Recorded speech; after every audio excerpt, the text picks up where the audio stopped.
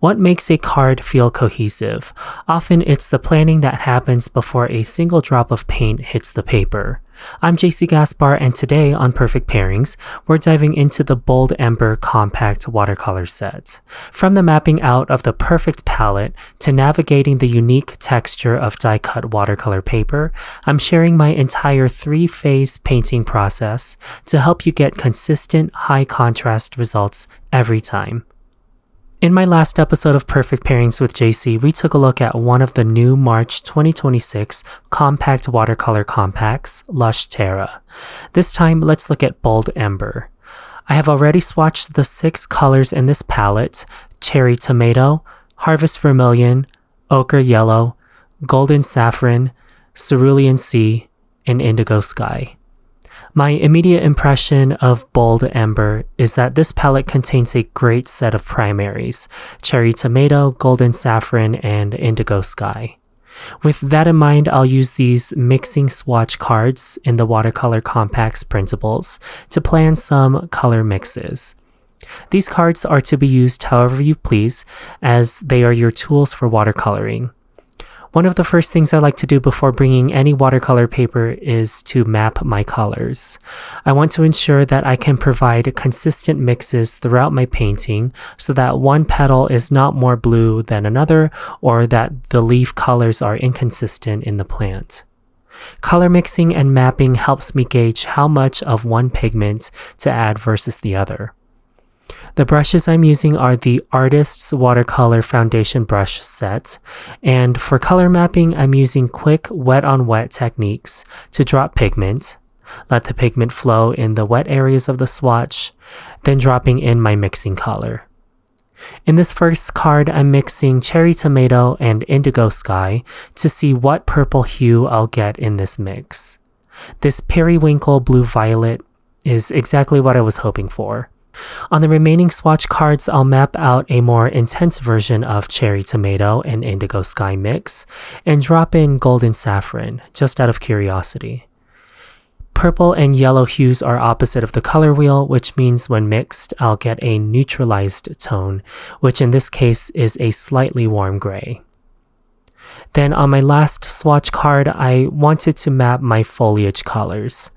I want a more blue-green in my mix, so I dropped in Cerulean Sea, Ochre Yellow, and Indigo Sky, again just to see what formulations of green I can achieve with this mix.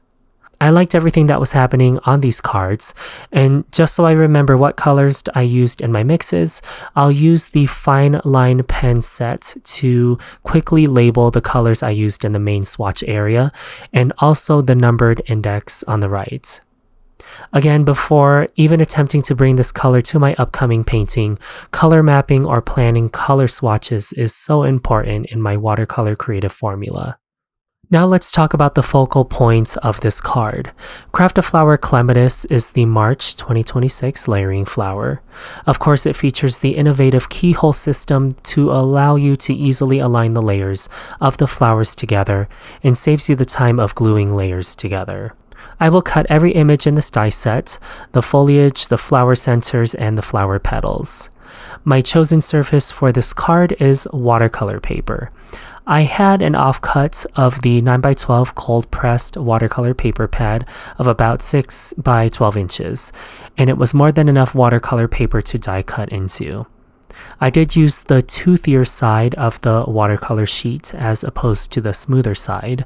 Typically, I would prefer to watercolor on the rougher side if I was not die cutting. Die cutting will flatten the cold pressed texture of the watercolor sheet, giving you an almost hot pressed surface to paint on. If you have experience with hot and cold pressed paper, you'll know the difference. Otherwise, this is just something to consider when die cutting your shapes. Before I paint again, we will plan another aspect of this card. I want to make sure that I have an arrangement roughly planned just in case I need to cut additional elements.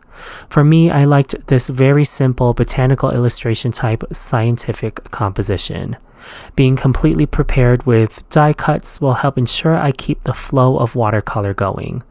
Again, pausing to make another mix of watercolor disrupts my creative flow, and I personally don't like when my color mixes are inconsistent in a single flower. Now we can start planning. I'll speed through this because I feel like it's easier to see the entire process from start to finish. I want to be able to talk through the thoughts of this painting without the long, real-time process and work. The entire card making process was an hour and a half that included watercoloring, gluing, arranging, and embellishing. Watercoloring itself took about 1 hour to complete. I break down my watercoloring into 3 simple phases. The first phase is for me to establish an overall hue and tone to a single element. In this case, with the keyhole flower, I made a more periwinkle mix of cherry tomato and indigo sky.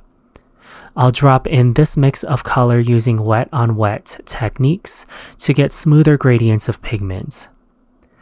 I will apply more concentrated washes of this mix in the center of the petal and along the central vein of this petal. Then I'll diffuse this color outward, leaving highlights at the tips of the petals. I might have gone a little darker on this first wash than I would have liked. I wanted to leave more highlighted areas on the petals, but in the end result that ended up not mattering so much. This step is the fastest. Typically, this is the step where you pick a colored cardstock if you were not watercoloring your die cut piece. So in this case, since we are watercoloring, we have to color the cardstock ourselves. And that's why I like to color map, because I don't want inconsistent colors in petal elements. If you're referencing an image or color, it might help to squint when painting so that you omit the details and focus on what overall color you're getting from your reference. I'll dry fit the die cut layers often. Dry fitting also allows me to see if I can add cast shadows to my petal layers. Cast shadows are petals that cast a shadow onto layers underneath. With Craft-A-Flower, we get the advantage of literal placement of these elements on top of one another. When watercoloring on a flat stamped surface outline, adding these deliberate shadows helps give you depth to your painting. In the case of Craft-A-Flower, it will add a lot of drama and style to your piece. By the way, I've been using the number 10 round for everything you've seen so far. Now we are going to go back and forth between the 2 remaining phases of watercolor after establishing value and tone. Now I'm going to add details to this piece. I'm using a number 4 round brush to add vein details to the center of the petals and to the tips for that ruffled appearance to the arrangement. One thing I learned about watercoloring die-cut watercolor paper is that the cold-pressed texture completely goes away. The pits of cold-pressed watercolor paper help to hold onto water and pigment in teeny tiny vessels, so pigment doesn't move as freely. When we flatten the surface of the cold-pressed paper and eliminate the texture, the pigment is going to move and feather a little more freely in wetter areas. If you want to apply finer details, I would recommend letting the die-cut watercolor layers dry in between. Otherwise, the pigment is going to freely move on to wetter areas. Adding in the details, of course, is going to be the most time-consuming part. And maybe after your die-cut piece is dry, you'll find that you'll want to add additional layers of detail. For now, I'll move on to the last phase of watercoloring for me, which is a glaze. Adding light washes of pigment similar to how we established tone and value help me emphasize form shadow. Cast shadow is literal casting of light, whereas form shadows tell me that the petal is curved.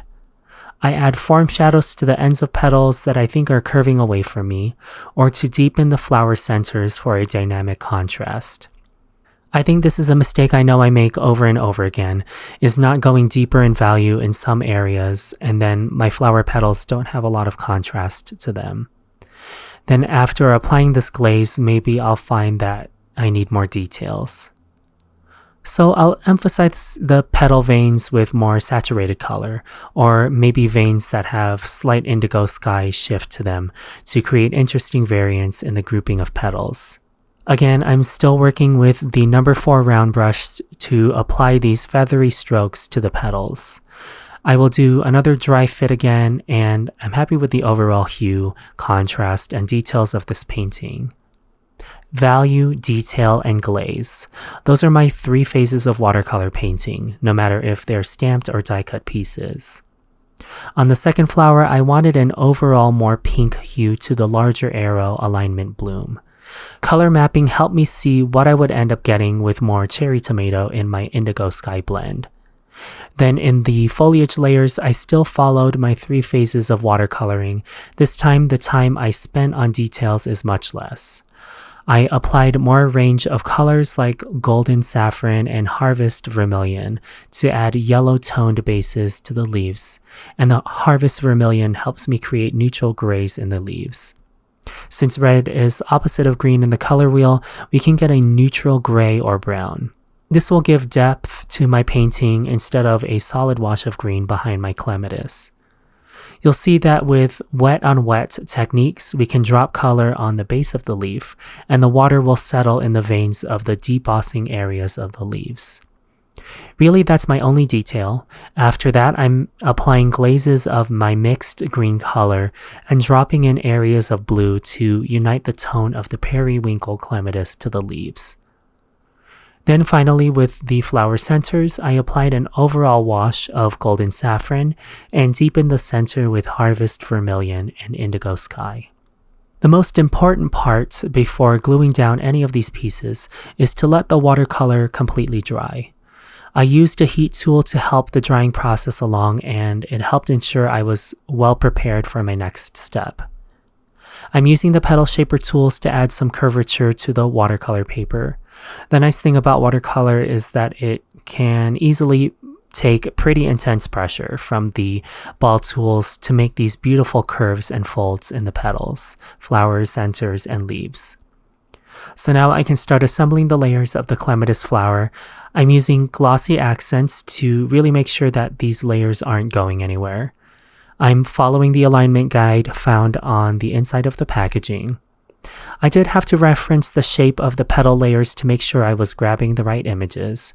It was kind of hard to tell which petal was which once watercolor was applied to the numbers, but that's okay, we made it work.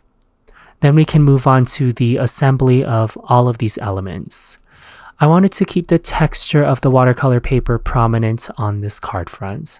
I'm using an A2 panel of Artistry by Altenew cold pressed paper as my base for assembling all of these watercolored images.